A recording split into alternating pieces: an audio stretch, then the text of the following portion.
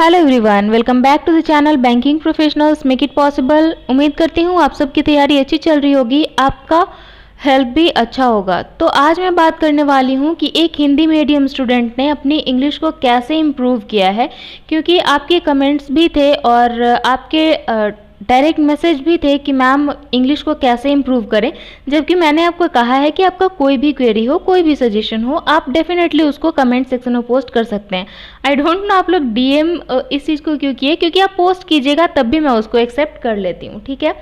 तो एक Hindi medium student, क्योंकि अगर आप इस फैमिली के, इस बैंकिंग प्रोफेशनल फैमिली के मेंबर हैं तो आपको अच्छे से पता होगा कि मैं भी हिंदी मीडियम स्टूडेंट रही हूँ और बिहार से हूँ, बिहार बोर्ड से रही हूँ। तो आपको अच्छे से पता है कि मैं भी हिंदी मीडियम स्टूडेंट हूँ और कुछ दिन से मैंने इंग्लिश में वीडियो अपलोड किए हैं जिसमें कि बहुत बार ये पूछा गया मेरे से कि इंग्लिश आपने कैसे इम्प्रूव की है। तो मैं आपको पहले ही बता चुकी हूँ, कोई ग्रामर का रट्टाफिकेशन नहीं करना है, कुछ भी नहीं करना है। आपको सिर्फ एक काम करने से भी आप अपने इंग्लिश को 90% इम्प्रूव कर सकते हैं। तो कैसे कर सकते हैं, चलिए देखते हैं। ये जो क्वेरी है आपका कि इंग्लिश को कैसे इम्प्रूव करें, ये आरआरबी मेंस और एसबीआई जे मेंस से रिलेटेड है, इसलिए मैं ये वीडियो फिर से बना रही हूँ। सो अगर जितना आपको बता रही हूँ यहाँ पे उतना आप अगर 100% कर लेते हैं तो आपका रिजल्ट 100% गारंटीड है कि आप क्वालिफाई कर जाएंगे एग्जामिनेशन, कोई भी आप एग्ज़ाम दे रहे हो। तो यहाँ पे मैं अपना स्कोर कार्ड शेयर कर रही हूँ Bihar state cooperative bank limited का, जो कि असिस्टेंट पोस्ट के लिए था। तो जिस दिन मैंने एग्जामिनेशन दिया था अपना, उस दिन मैंने सेल्फ गिवन एग्जाम एनालिसिस में बताया था कि मैंने 30 आउट ऑफ 30 इंग्लिश में अटेम्प्ट किए थे और आप यहाँ पे देख सकते हैं कि मेरे स्कोर जो है वो 24.50 है, ठीक है। तो आखिर एक ऐसी कैंडिडेट, एक ऐसी हिंदी मीडियम स्टूडेंट जो कि एक समय था जिसमें 1.75 मार्क्स देखा था मैंने, आईबीपीएस पीओ के प्रीलिम्स में मैंने 1.75 मार्क्स देखे हुए हैं, ठीक है। आपको पता है मैंने 2018 से इसकी प्रिपरेशन स्टार्ट की थी और वो पहला एग्जामिनेशन था जिसमें मैंने इतना बुरा परफॉर्मेंस दिया था। 1.75 मार्क्स मेरे सिर्फ रहे थे आईबीपीएस पीओ प्रीलिम्स में, ठीक है। तो वहाँ से 24 तक आने का सफ़र वो मैं आपको यहाँ पे शेयर करूँगी। उम्मीद करती हूँ आप लोग वीडियो पूरा अंत तक देखेंगे, क्योंकि मैं आपको हर एक पॉइंट बताने वाली हूँ कि कैसे आप इम्प्रूव कर सकते हैं, कहाँ से प्रैक्टिस कर सकते हैं। अगर आपको इतना फियर है कि नहीं हमें ग्रामर पढ़ना ही है तो आपको कहाँ से पढ़ना चाहिए, वो सब यहाँ पे आपको बताऊँगी। चलिए देखिए, यहाँ पे जो ऐसे बच्चे हैं जिनको की कन्फ्यूज़न है कि मैम ग्रामर का कहाँ से करें, तो आपको एक बात बता दूँ कि ग्रामर आप एक बार, फॉर ओनली वंस, बस एक बार आप पढ़ना चाहते हैं अपने डर को मिटाने के लिए, तो डेफिनेटली आप एक बार इसको पढ़ लीजिए, कोई इशू नहीं है। अगर एक बार पढ़ने से आपका मन शांत होता है कि नहीं मैंने ग्रामर पढ़ा हुआ है, तो आप पढ़िए।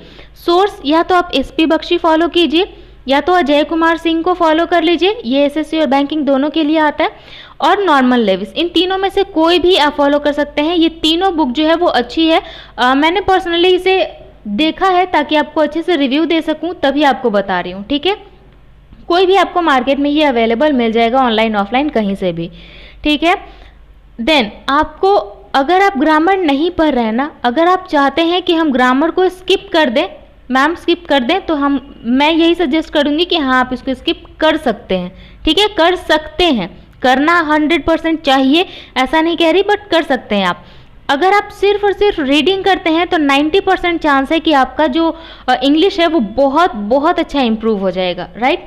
और रीडिंग के साथ साथ अगर आप प्रैक्टिस करते हैं तो आपका एग्जामिनेशन लेवल भी तैयार हो जाता है। वो कैसे, अगर मैं, बहुत सारे बच्चे ऐसे होंगे जो कि अदर स्टेट के होंगे, हिंदी स्टेट के होंगे, तो आपका स्टेट लेवल जो लैंग्वेज है, क्या आप उसका ग्रामर पूरा अच्छे से जानते हैं? हिंदी जो बोलते हैं, मैं ही हिंदी बोल रही हूँ, तो आप एक बार आरआरबी मेंस की एग्जामिनेशन के प्रीवियस ईयर पेपर देख लीजिएगा। वहाँ पे आपसे संधि विच्छेद, संज्ञा सर्वनाम सिर्फ नहीं होता है, संज्ञा सर्वनाम क्रिया विशेषण, यही इतना ही नहीं होता है, संधि विच्छेद आएगा, तो उसको कैसे करना है आपको, अनुलोम विलोम आएगा, तो बहुत बहुत टफ होता है। हिंदी इंग्लिश से कहीं ज़्यादा टफ है। तो अगर हम हिंदी बोल सकते हैं बिना इसका ग्रामर रूल जाने, तो हम इंग्लिश क्यों नहीं बोल सकते? अगर हिंदी हम लोग पढ़ सकते हैं बिना ग्रामर रूल जाने, समझ सकते हैं, तो इंग्लिश क्यों नहीं कर सकते हैं? डेफिनेटली कर सकते हैं। अब आते हैं कि मैम ठीक है रीडिंग हम कर लेंगे, लेकिन क्या करें, एडिटोरियल पढ़ने में हमें बहुत बोरिंग फील होता है। बहुत सारे लोग कहते हैं कि सिर्फ एडिटोरियल पढ़ो, एडिटोरियल पढ़ो, हमें नहीं मज़ा आता एडिटोरियल पढ़ने में। आपको क्या करना है, कोई मैगजीन पढ़ना है, ठीक है। आप मैगजीन, नॉवेल या स्टोरी बुक, इन तीनों में से किसी एक से स्टार्ट कीजिए, ठीक है। कोई एक से आप स्टार्ट कीजिए और धीरे धीरे करके आप एडिटोरियल की तरफ स्विच कीजिए, ठीक है। आप तीनों में से किसी एक से स्टार्ट कीजिएगा। मैगजीन आपको अच्छा लगता है वो पढ़िए, नॉवेल अच्छा लगता है वो पढ़िए, स्टोरी बुक, लव स्टोरी हो, फिक्शन हो, कोई भी बुक हो, रियल लाइफ इंस्पायरिंग स्टोरी हो, कुछ भी आपको जो भी इंटरेस्टेड लगता है। मैं ये आपको कह सकती हूँ कि आप अगर न्यूज़पेपर पढ़ते हैं ना, तो उसमें आपको अगर चटपटा मसालेदार ही न्यूज़ आपको अच्छा लगता है, फिल्मी इंडस्ट्री का अच्छा लगता है, स्पोर्ट्स का अच्छा लगता है, जो भी अच्छा लगता है आप वहाँ से स्टार्ट कीजिए। उसके बाद आप एडिटोरियल की तरफ बढ़िएगा तो आपको बोरिंग भी नहीं लगेगा और आप हैबिचुअल हो जाएंगे रीडिंग के।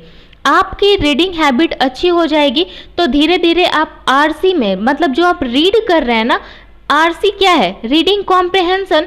तो जब हम एक पूरा न्यूज़, एक पूरा पैसेज जब पढ़ना सीख जाएंगे तो रीडिंग कॉम्प्रहेंशन हमारे बाएं हाथ का खेल हो जाएगा।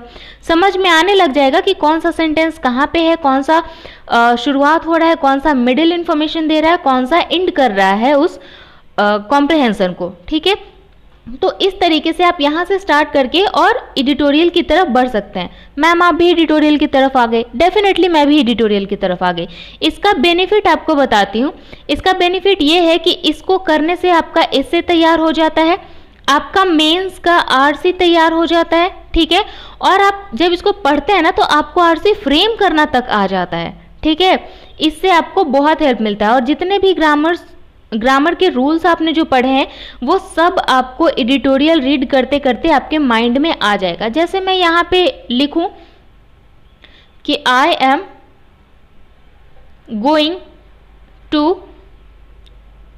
दिल्ली टुडे, ठीक है। और एक मैं यहाँ पे लिख रही हूँ I am going Delhi today. इन दोनों में से कौन सही है आप मुझे कमेंट सेक्शन में जरूर कमेंट करके बताइएगा, ठीक है। I am going to market और आई एम गोइंग मार्केट, इन दोनों में कौन सही है ये बताइएगा। और क्यों सही है, आपको रूल पता है तो ठीक है, नहीं रूल पता है तो आपको कैसे लगता है कि इन दोनों में से कौन सही है, ये फर्स्ट है और ये सेकंड है। ए और बी समझ के आप इसका आंसर जरूर दीजिएगा, मैं वेट करूंगी, ठीक है। अब ठीक है मैम हमने ये सारा कुछ कर लिया, अब क्या करें। अब क्या कीजिएगा कि आपका जो मॉक है, मॉक आपने दोनों लेवल का देना है, प्रीलिम्स भी आप दे रहे हैं और मेंस भी दे रहे हैं। अब इन दोनों में इंग्लिश का जो एनालिसिस आप कीजिएगा वहाँ पे आपको देखना है कि कौन सा रूल कहाँ पे लग रहा है, कौन कौन से रूल आपने पढ़े थे, कौन सा रूल कहाँ पे लग रहा है। आप अगर 1 से 2 घंटे हर दिन रीडिंग पे दे रहे हैं ना, ट्रस्ट में इसका कोई सब्स्टिट्यूट नहीं है, कोई भी सब्स्टिट्यूट नहीं है। आप दिन भर में 10 घंटे ग्रामर पढ़ लीजिए और 1 से 2 घंटे न्यूज़पेपर पढ़ लीजिए, यही जीतेगा, ठीक है। तो उम्मीद करती हूँ ये चीज़ आपको समझ में आ गया होगा। साथ ही साथ मैंने आपको एक और वीडियो कुछ दिन पहले प्रोवाइड करवाया था कि अगर आपको एडिटोरियल जो आप पढ़ रहे हैं इंग्लिश में उसका आपको हिंदी नहीं समझ में आ रहा है तो उसको हिंदी में कैसे हम लोग कन्वर्ट कर सकते हैं। डायरेक्ट जो एडिटोरियल, सेम एडिटोरियल को आपको हिंदी में कन्वर्ट करके समझना है तो उसका लिंक मैं नीचे डिस्क्रिप्शन में दे दूंगी, आप उस वीडियो को देखिएगा। आपको आई गारंटी कि आपको 100% वो हेल्प करने वाला है। आप मोबाइल में पढ़ रहे हैं उसका भी लिंक दे दूंगी, अगर आप डेस्कटॉप में पढ़ रहे हैं तो लैपटॉप में, डेस्कटॉप में, कहीं भी कंप्यूटर में पढ़ रहे हैं तो उसका भी लिंक मैं दे दूंगी, ठीक है। तो वहाँ से आप सेम इंग्लिश न्यूज़ को आप हिंदी में कन्वर्ट करके पढ़ सकते हैं। तो सिर्फ और सिर्फ रीडिंग कीजिए। सोर्स मैंने आपको बता दिया कि इन सब जगह से आप स्टार्ट कर सकते हैं, फाइनली आपको स्विच करना है एडिटोरियल की तरफ। मैंने सिर्फ यही किया है और साथ ही साथ एक और एडिशनल काम मैंने किया था, एक मिरर मैंने खरीदा था, ठीक है। उस मिरर को मैंने अपने रूम में लगाया और जब भी मुझे लगता था कि नहीं मुझे इंग्लिश में बात करनी है तो मैं किसी से बात करने नहीं जाती थी, क्योंकि हमें क्या होता है, हमें शर्म आती है कि अगर हमारा इंग्लिश गड़बड़ हो गया तो सामने वाला मजाक उड़ाएगा तो मैं क्या करती थी, मिरर के सामने खड़े होके जो मेरे दिमाग में आता था, कुछ भी आता था, मैं खुद से ही बात करती थी। बहुत बार मम्मी ने पूछा भी कि किससे बात कर रही हो, मैंने कहा खुद से। बोली क्यों? मैंने कहा कि मैं इंग्लिश में बात कर रही हूँ खुद से, ताकि मेरा जो फियर है कि सामने कैसे मैं बात करूँगी इंग्लिश में, वो मेरा यहाँ से जो फियर है उसको मैं यहाँ से आउट कर सकूँ। ठीक है, फियर को आउट करना था मुझे, इसलिए मैंने मिरर प्रैक्टिस की है। 1.5 फीट का मिरर अगर आपके पास भी है तब तो ठीक है मिरर, बट नहीं है तो 1.5 फीट का मिरर आप मार्केट से ले आइए, अपने रूम में रख लीजिए, वैसा जगह जहाँ पे आपको लगता है कि नहीं मुझे किसी के सामने नहीं, खुद से बात करनी है, तो आप इसको करके देखिए। आपका हेजिटेशन 100% यहाँ पे अगेन आपका हेजिटेशन खत्म होगा कि सामने वाले से कैसे बात करनी है। आपको शुरू में लगेगा, आपको पता चलेगा कि आपने ग्रामर की बैंड बजा दी है, आपने बहुत बार गलती बोला है, बहुत कुछ गलती बोला है, अकॉर्डिंग टू रूल बहुत बार गलती बोला है। बट आप एक बात और ध्यान से समझ लीजिए कि आउटसाइड इंडिया फॉरेनर्स के स्पीचेस और फॉरेनर्स के कहीं से भी उनका इंटरव्यू हो रहा है तो उसको एक बार आप जरूर सुनिएगा। हमें जो ग्रामर वाला फियर होता है ना, वो ग्रामर का फियर सिर्फ इंडिया में हम लोग को ही है, क्योंकि आउटसाइड इंडिया जो भी इंग्लिश में बोलते हैं, जो भी कंट्री, वो बहुत गड़बड़ी करते हैं ग्रामर में। हम लोग हिंदी कंट्री है, यहाँ पे हम लोग हिंदी बोलते हैं, तो क्या हम लोग हिंदी शुद्ध बोलते हैं? नहीं, हिंदी भी हम शुद्ध नहीं बोलते हैं। तो जिस कंट्री का जो लैंग्वेज है वो लोग ग्रामर को थोड़ा बहुत तोड़ फोड़ करते हैं। हम लोग ग्रामर के चक्कर में इंग्लिश बोलने में डरते हैं कि परफेक्ट ग्रामर आएगा तभी बोलेंगे। नहीं, आप बिना परफेक्ट ग्रामर थोड़ा बहुत, अगर आपका 10 to 20% ग्रामेटिकल एरर है भी तब भी आप बोल सकते हैं। बस ज़रूरत है आपको कॉन्फिडेंस की। अब ऐसा नहीं कि पूरा बैंड बजा दीजिएगा, बट यस यहाँ तक टॉलरेबल है। ठीक है, तो आप इस तरीके से स्टार्ट कीजिए और प्रैक्टिस कीजिए। मैम प्रैक्टिस कहाँ से? तो आप मॉक से प्रैक्टिस कीजिए। मॉक में जितने भी मॉक आपने लगाए हैं उसको प्रॉपर एनालिसिस कीजिए। और प्रैक्टिस के लिए मैं आपको एक और सोर्स बता रही हूँ जिसको कि मैंने खुद ट्राई किया है और बहुत बेस्ट मैंने पाया इसे। क्योंकि आप लोग बोलेंगे कि मैम पहले तो आप बताते थे कि सिर्फ टेक्स्ट बुक से करते हैं। यस, मैं टेक्स्ट बुक से करती थी, बहुत प्रैक्टिस मैंने उससे किए हैं। लेकिन एक बात और बता दूं कि तब मुझे इसके बारे में पता नहीं था। तब मुझे ये पता होता तो मैंने इसे भी यूज़ किया होता और शायद मुझे और एड ऑन बेनिफिट मिल गया होता। सो ये कोर्स इसलिए मुझे बहुत अच्छा लगा क्योंकि ये सिर्फ और सिर्फ कंटेंट नहीं देते, कंटेंट के साथ वीडियो सॉल्यूशन भी देते हैं और इतने सारे कंटेंट देते हैं, वो भी कम से कम प्राइस में कि एक स्टूडेंट को और कुछ नहीं चाहिए अपने सिलेक्शन के लिए। अगर आप भी सोच रहे हैं इसको लेने का तो यहाँ पे अभी बेस्ट ऑफर है, बिगेस्ट ऑफर है 21 अगस्त का, आज का।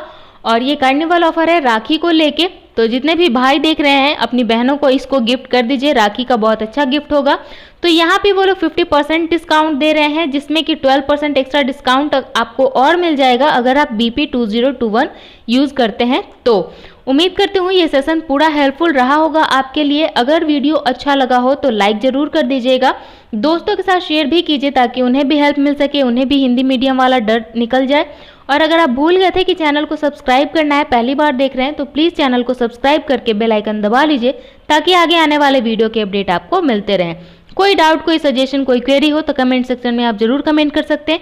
1 से 24 घंटे के अंदर आपको यहाँ पे रिप्लाई मिल जाता है। मिलेंगे अगले सेशन में इस उम्मीद के साथ कि आप लोग इस स्ट्रैटेजी को फॉलो कर रहे हैं और 100% आप इस बार इंग्लिश के डर को भगा के और इंग्लिश में बहुत अच्छा परफॉर्म करने वाले हैं, फाइनल सिलेक्शन लेने वाले हैं। So see you soon in the next video. Thank you. Have a nice day. Bye.